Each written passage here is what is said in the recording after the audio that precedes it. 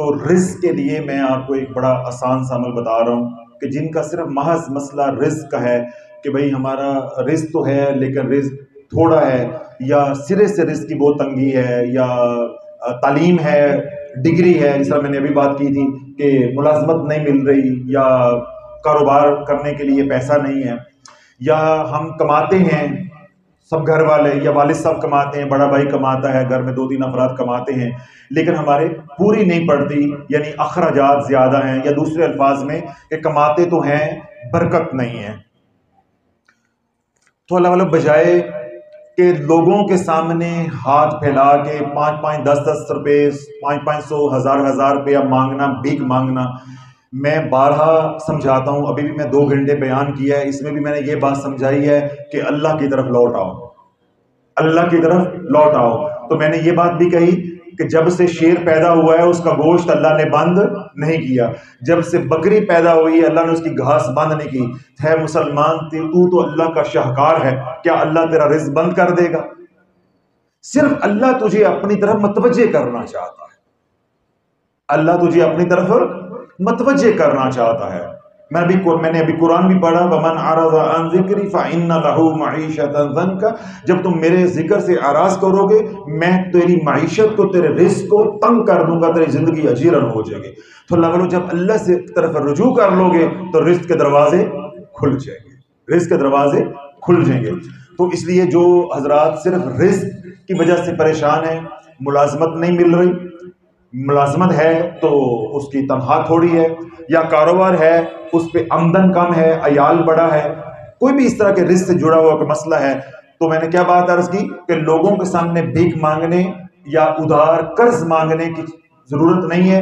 پھر جن سے قرض لوگے کل آ کے یہ کہو گے حضرت صاحب وظیفہ بتا دو، وہ قرض نہیں اتر رہا، تو قرض اللہ والوں بہت بڑی لعنت ہے، یہ دن میں عزت کو چھینتا ہے اور رات کو سکون چھینتا ہے۔ بولو میں نے کیا کہا ہے؟ قرض بہت بڑی بٹو صاحب لعنت ہے، یہ دن میں کیا چھینتا ہے؟ عزت چھین لیتا ہے اور رات کو سکون چھین لیتا ہے۔ تو اللہ رب العزت اس لعنت سے ہم سب کو محفوظ فرمائے۔ جتنا اللہ نے دیا ہے کوشش کرو اسی کے اندر گزارا کرو، اور جو اعمال والی زندگی پہ آ جاؤ گے تو اللہ والو اللہ تھوڑے میں بھی برکت ڈال دے گا، اللہ تھوڑے میں بھی برکت ڈال دے گا، کیونکہ انسان کی پھر خواہشات جو ہے وہ کم ہو جاتی ہیں اور اللہ کے نام سے برکت بھی ہو جاتی ہے۔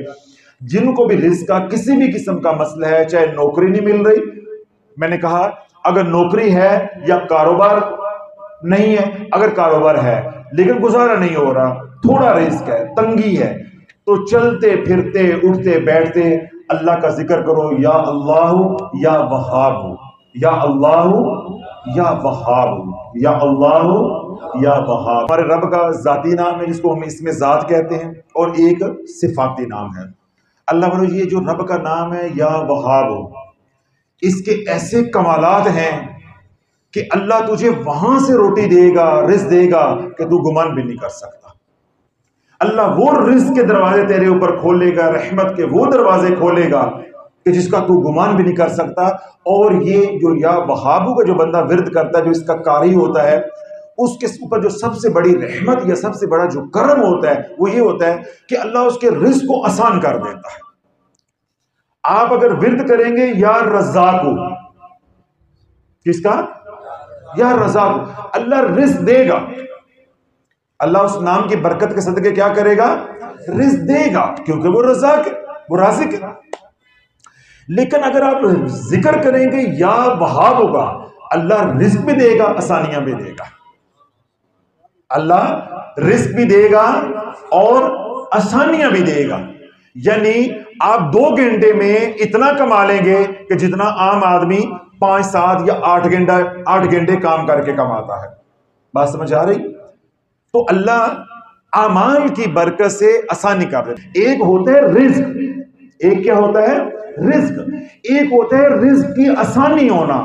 تو جب آپ یا وہاب کو ذکر کرو گے اللہ رزق کے بھی دروازے کھولے گا اور اس کے ساتھ آسانیاں بھی ہوں گی۔ لوگ یہ کہیں گے کہ یہ فارغ ہی ہوتا ہے تو ایک پیسہ کتوں آتا ہے؟ تو تمہیں اللہ جب یا وہاب کو ذکر کرو گے اللہ مال بھی دے گا، اللہ مال کے ساتھ آسانیاں بھی دے گا، اور اللہ لوگوں کی نظروں میں تجھے معزز بھی بنا دے گا، مالدار بھی بنا دے گا، لوگ مالدار سمجھیں گے۔ تو مالدار جو ہوتا ہے یا جس کو لوگ مالدار سمجھ لیتے ہیں، امیر سمجھ لیتے ہیں، پھر اس کے کام رکتے ہیں. لوگ کہتے ہیں اس کے ساتھ سلام دار رکھو، کسی کا کام آئے گا. اس کی بیٹیوں کے بچوں کے رشتے رکیں گے؟ بیٹیوں کے، حالانکہ کوئی میرے گھر آ جائے تو ہم کہاں بیٹھتے ہیں؟ زمین پہ. آپ کے گھر میں کوئی آ جائے تو آپ کہاں بیٹھاتے ہیں؟ اس صوفے پہ. میرے سے امیر تو آپ دیکھو، میرے پاس کتنا بھی کوئی امیر آدمی آ جاتا ہے، اس بیچارے کو گنے کے جوس کے علاوہ قصوری صاحب کا کوئی چیز ملی ہے؟ وہ 2 گلاس 3 گلاس جتنے بھی مہمان ہوتے ہیں وہ لے آتے ہیں. ادھر بھی کلینک میں ہم بیٹھ کے پی لیتے ہیں، کوئی مہمان آ جاتا ہے. تو یہاں تو آپ کو پتا ہم بیٹھتے زمین پہ، ہم تو زمین پہ بیٹھنے والے لوگ ہیں، درویش لوگ ہیں. تو وہ جو بڑا فن خان ہوتا ہے، مالدار ملنے کے لیے آیا ہوتا ہے، اس کی مالداری تو ساری نکل جاتی ہے. جب اس بیچارے نے پینٹ پہنی ہوتی، پتلون پہنی ہوتی، زمین پہ وہ بیٹھ نہیں سکتا. اس کا اللہ سارا تکبر بھی نکال دیتا ہے، اس کا سارا مال بھی نکال دیتا ہے. اس کو معلوم ہو جاتا ہے کہ درویش کی یہی اوقات ہے، اس نے یہیں بیٹھنا ہے، جہاں خود بیٹھا ہے دوسرے کو بھی بٹھانا ہے. 11 تسبیحاں اللہ والوں روزانہ یہ کرنی ہے. اس میں آپ آسانی کر سکتے ہیں کہ آپ آدھا ذکر صبح کر لو، آدھا رات کو کر لو. اس کو 3 حصوں میں کر لو. 4 تسبیحاں ایک دفعہ کر لو، پھر 4 تسبیحاں کر لو، پھر 3 تسبیحاں کر لو. یعنی کسی نہ کسی طریقے سے دن میں 1100 مرتبہ اس کو پورا کرنا ہے. چلتے پھرتے بھی پڑھ سکتے ہیں، گاڑی ڈرائیو کرتے پڑھ سکتے ہیں، گھر میں میری بہنیں ہیں، بیٹیاں ہیں، مائیں ہیں، گھر کا کچن کا کام کرتے پڑھ سکتے ہیں، وضو کے ساتھ پڑھ سکتے ہیں، وضو کے بغیر پڑھ سکتے ہیں. پاکی ناپاکی کی کوئی قید نہیں ہے، کوئی مصلی، کوئی جائے نماز، کوئی لباس، کوئی خوشبو، کسی چیز کی کا قید نہیں ہے. بس قید ہے تو ایک اللہ کے حکم کی قید ہے. یا ایھا الذین آمنوا اذکروا اللہ ذکرا کثیرا، اے ایمان والو اللہ کا ذکر کثرت کے ساتھ کرو. بس جب یہ اللہ والو یا اللہ یا وہابو کا ذکر کرو گے، اللہ رب العزت آپ کے اوپر رزق کے دروازے بھی کھولے گا. اور دوسری کیا میں نے بات کہی؟ آسانی، کشادگی بھی اور آسانی. اللہ مجھے بھی آپ کو مزید کشادگی اور آسانی والا رزق جو ہے، رزق کے حلال عطا فرمائے، اور اپنے راستے میں خرچ کرنے والا رزق جو ہے وہ ہم سب کو عطا فرمائے.